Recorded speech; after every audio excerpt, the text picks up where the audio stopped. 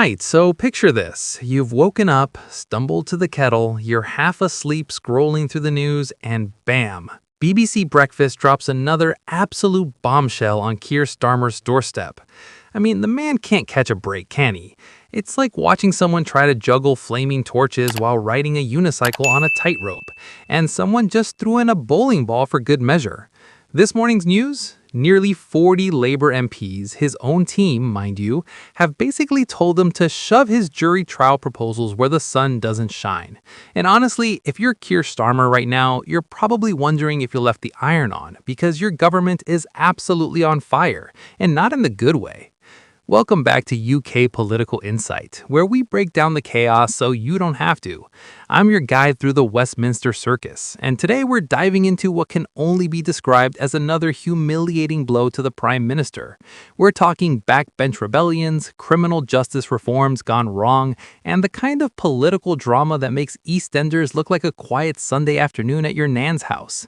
So buckle up, because this is going to be a wild ride through the latest chapter of Labour's internal meltdown.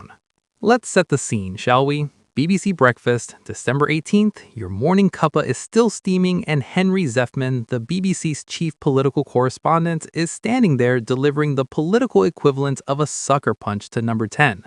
Nearly 40 Labour MPs have written a letter to Starmer saying they're not backing his plans to limit jury trials.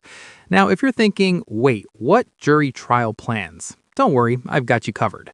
But first, let's appreciate the sheer audacity of this moment. We're not talking about a few disgruntled backbenchers muttering into their tea.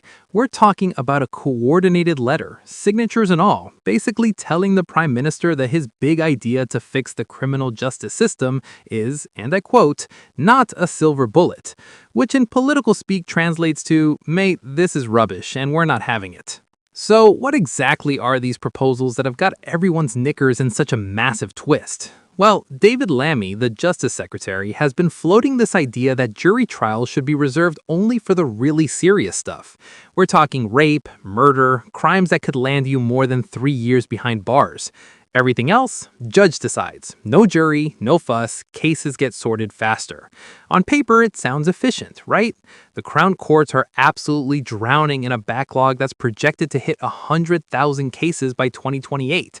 That's not a typo. 100,000.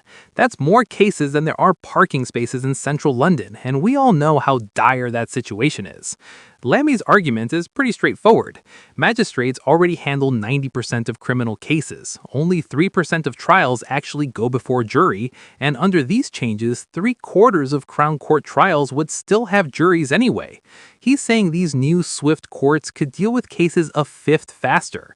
So why not streamline things, speed up justice, get people their day in court before they've got grandchildren, right? Sounds reasonable when you put it like that. But here's where it gets spicy. Carl Turner, MP for Hull East, has ran to Starmer urging him to bin these proposals entirely. And Turner's not mincing words. He's gone on social media, because of course he has, where else would you stage a political rebellion in 2024, and said that many more MPs who aren't even on this letter have said they'll rebel if necessary. That's the political equivalent of saying, this is just the beginning, mate, and you haven't seen anything yet. Now, let's talk about who signed this letter, because names matter in politics. Diane Abbott's on there, which shouldn't surprise anyone who's been paying attention to Labour politics for more than 5 minutes. We're looking at MPs from the left of the party, the same crowd who've been a thorn in Starmer's side since he took the reins. These are the people who weren't exactly thrilled when Starmer pivoted Labour toward the center, who've been vocal about everything from welfare cuts to foreign policy. They're not new to rebellion, and they're certainly not shy about it. Henry Zeffman made an interesting point on BBC Breakfast that's worth unpacking. He said that while the number of MPs is large, the government probably isn't losing sleep over getting these proposals through the Commons. But then he dropped this little nugget. That's where the welfare rebellion started, and it grew quite significantly. And that, my friends, is the ominous bit, because if there's one thing we've learned about parliamentary rebellions, it's that they can snowball faster than a scandal at a Tory Christmas party. What starts as 40 MPs can very quickly become 60, 80, 100. Suddenly, your comfortable majority doesn't look so comfortable anymore, and you're doing backroom deals at midnight trying to keep your own party in line. Let's be real for a second, though. The criminal justice system in this country is in an absolute state. The backlog isn't some abstract political football. It's real people waiting years for justice, victims stuck in limbo, defendants whose lives are on hold, and a system creaking under pressure it was never designed to handle. Lammy's right about that much. Something needs to give. The current projections are genuinely terrifying. 100,000 cases by 2028 means people accused of crimes sitting in legal purgatory, witnesses' memories fading, and justice delayed to the point where it might as well be justice denied. But here's the rub. Limiting jury trials isn't just a logistical tweak. It's messing with something pretty fundamental to British justice. The right to trial by jury is one of those things that people get properly worked up about. It's ancient, it's symbolic, it's the idea that you're judged by your peers, not just by someone in a wig who had a bad breakfast. There's something deeply democratic about the jury system, even if it is slower and more expensive. It's the principle of the thing. And when you start chipping away at that, even with the best intentions, people notice. MPs notice. Voters notice. The MPs who've signed this letter aren't just throwing their toys out of the pram for fun. They've called these proposals an ineffective way of dealing with the crippling backlog. That's not just opposition for opposition's sake. That's a fundamental disagreement about the solution. They're saying Lammy is looking at a problem and reaching for the wrong tool. It's like trying to fix a leaky roof by repainting the living room. Sure, it's doing something, but is it actually addressing the issue? And let's talk about the optics here, because in politics, optics are everything. Starmer's already had a rocky start as Prime Minister. He's faced criticism from all sides, rebellions over welfare policy, questions about his leadership style, and now this. Having BBC Breakfast, the most mainstream, Middle England, cup of tea and toast morning show imaginable, deliver this news is particularly brutal. It's not some niche political podcast or a Guardian opinion piece. It's Henry Zeffman standing there in front of millions of viewers who are just trying to wake up properly, telling the Prime Minister that he can't keep his own MPs in line. That's the kind of coverage that seeps into public consciousness. It's the political equivalent of being called out in front of the entire school assembly. Starmer's probably sitting in number 10 right now wondering how it all went so pear-shaped so quickly. I mean, Labour won a massive majority. They were supposed to be the grown-ups, the party that could actually govern competently after years of Tory chaos. And yet, here we are, barely months in, and we're already talking about backbench rebellions and MPs publicly defying government policy. It's almost like watching someone win the lottery and then immediately lose the ticket. What makes this particularly tricky for Starmer is that these aren't random troublemakers.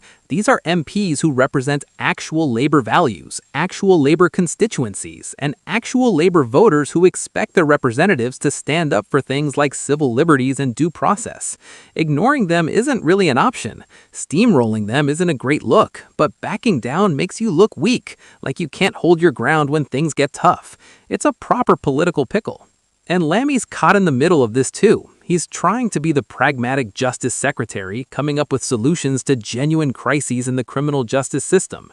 He's got the data, he's got the projections, he's got recommendations from people like Sir Brian Levosan backing him up. But politics isn't just about being right on the numbers. It's about carrying people with you, building consensus, making sure your own side is actually on board before you announce major policy shifts on national television. The comparison to the welfare rebellion is genuinely worrying for the government. That started small too, just a few MPs raising concerns, and then it mushroomed into a proper crisis that forced policy reversals and made the government look divided and chaotic. If this jury trial rebellion follows the same trajectory, we could be looking at a genuine parliamentary showdown, the kind where Labour MPs are voting against their own government, where the opposition is having an absolute field day, and where the media narrative becomes all about Labour chaos rather than Labour delivery. And here's the thing that makes this all even more delicious from a political drama perspective. Starmer built his entire leadership pitch on being sensible, being competent, being the adult in the room who could restore trust in politics. He was supposed to be the antidote to the Boris Johnson chaos years, the Liz Truss disaster, the endless Tory infighting. And yet, just months into his premiership, he's facing the same kinds of problems. Rebellious MPs, controversial policies, headlines screaming about government chaos. It's almost poetic in a tragic way. Now, what happens next is anyone's guess, but let me give you a few scenarios. Option 1, Starmer digs his heels in, pushes forward with the proposals, whips his MPs hard, and hopes enough of them fall in line to get it through Parliament. Risky, but possible. Option 2, he backs down, waters down the proposals, finds some kind of compromise that keeps the rebels happy while still claiming he's addressing the backlog. Politically safer, but makes him look weak. Option 3, he doubles down on Lammy's position, makes this a confidence issue, basically tells Labour MPs to get on board or face consequences. Nuclear option, probably too risky for a government this new. But whatever he does, the damage is already done. This story is out there now. BBC Breakfast has told millions of Labour MPs that Labour MPs don't back their own Prime Minister's policies. That's a narrative that sticks. That's the kind of story that gets repeated in pubs and on social media and in other news bulletins. It's another chip in the armor of a government that's supposed to be strong, united, and effective. So where does this leave us? Well, with a Prime